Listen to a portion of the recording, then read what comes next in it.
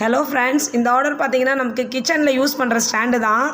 சூடாக இருக்கிற பாத்திரத்தை இறக்கி வைப்போம் இல்லையா, அப்புறம் இந்த கவுண்டர் டாப் மேலே வைப்போம், கிரானைட் வெடிப்படக்கூடாதுன்ட்டு. இல்லைனா டைனிங்கில் சர்வ் பண்ணுற இடத்துல சன்மைக்கா சூடாக இருந்துச்சுன்னா சுருங்கிடும். ஸோ டைனிங் ஏரியாவில் வைப்போம் இல்லையா, அந்த மாதிரி ஸ்டாண்டு தான் இது.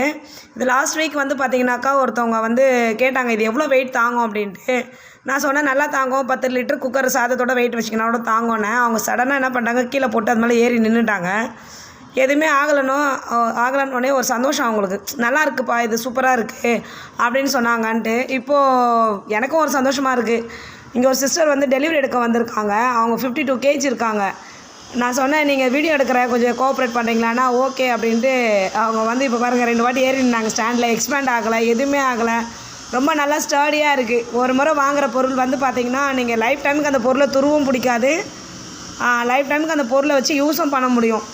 One time investment.